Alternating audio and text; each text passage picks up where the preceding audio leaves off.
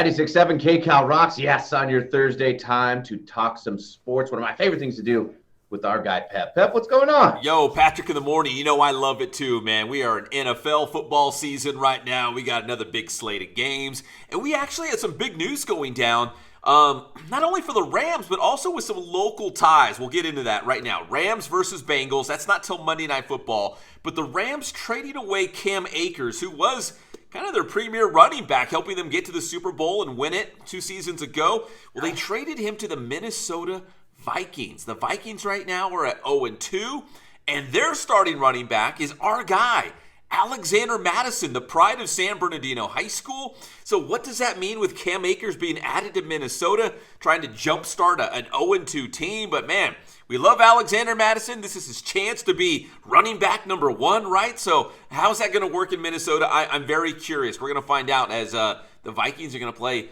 the Lightning Bolts, the Chargers, coming up on Sunday. Both teams 0-2. Right. Maybe they'll turn it into a 1-2 punch kind of thing. Do we know, what did the Rams receive? Did they get anything good? A late round pick. I don't even know if they even said if it was like a 5th or a 6th or a 7th, just a late round pick. So they didn't really get a whole lot. And I believe Cam Akers was a 2nd round pick for the LA Rams. So he was a pretty high pick. And again, he helped them get to the Super Bowl and win it. But this year, I think the Rams realized after just 2 games that, hey, we've got other options at running back. We don't necessarily need him. And the Minnesota Vikings, who are at 0-2, were like, okay, we don't have Dalvin Cook anymore. We had Dalvin Cook and Alexander Mattison.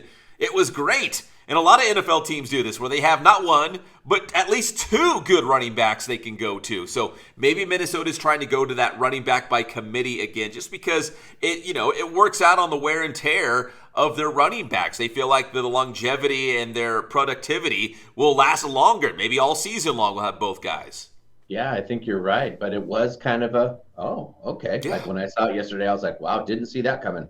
Yeah. Sean McVay announcing that they've got other options at running back, and they do. They've got some young guys they feel like they can lean on a little bit, and the Vikings may be looking for some running back help to complement our guy, Alexander Mattison from Cardinal City. And, that's such a weird game, Patrick, this weekend, the Chargers at the Vikings, because both these teams, they feel like playoff teams. They feel like teams that might challenge, for playoff spots, division titles, whatnot.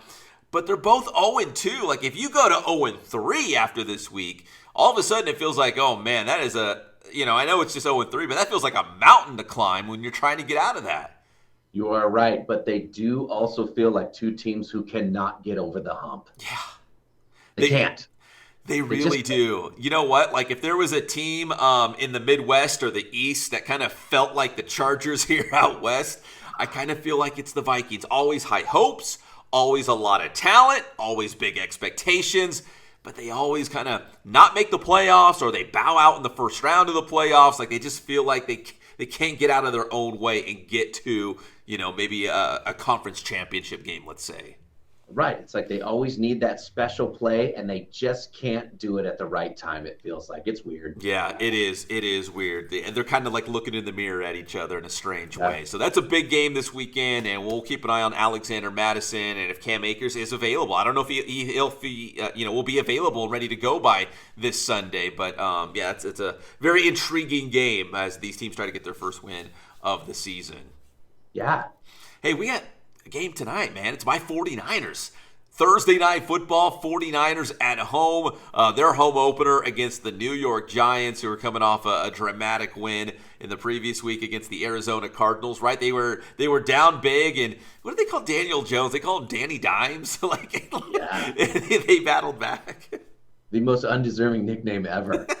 He doesn't throw dimes. He's actually a good runner, but I wouldn't say he's like some prolific passer. But Danny Dimes, man. Yeah, it's a funny nickname for sure. It's weird that he's a runner too, because you can tell at Duke, where he went to college, he did not run the ball very much, because watch him carry the ball.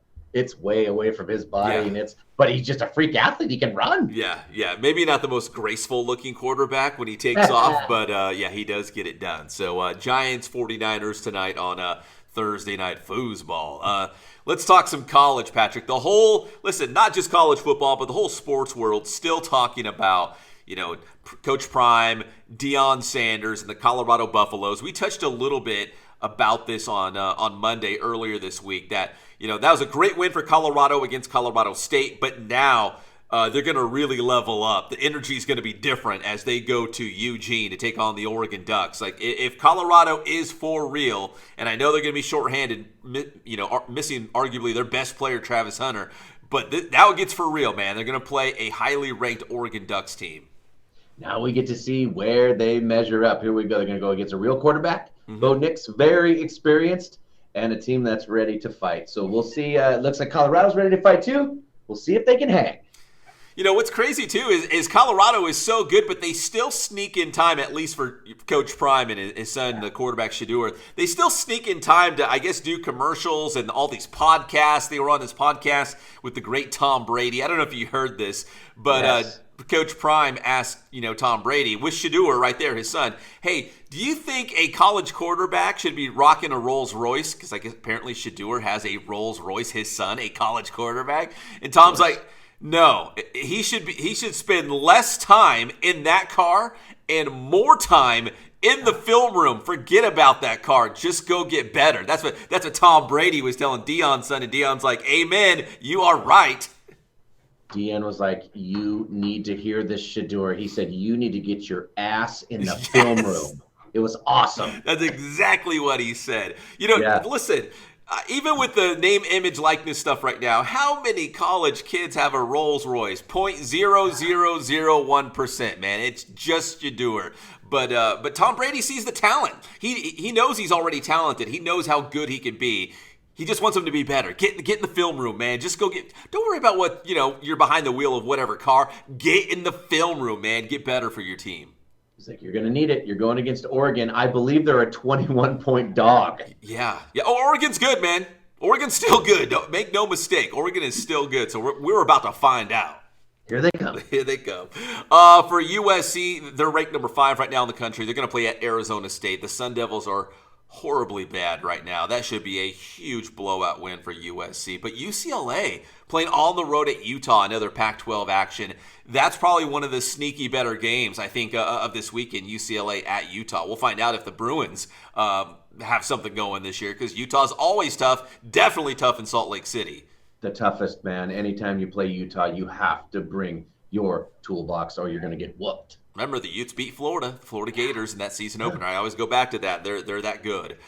And finally, let's wrap it up, Patrick, with some baseball talk. Shohei Ohtani of the Angels, at least for now, had elbow surgery. They didn't say if it was Tommy John specifically, but they said he had elbow surgery, and the prognosis is that he'll be ready to start 2024, at least as a designated hitter, and then 2025, so another year beyond that, he'll be ready to pitch again. Will it be with the Angels? None of us know, but he will be ready to play baseball come next spring.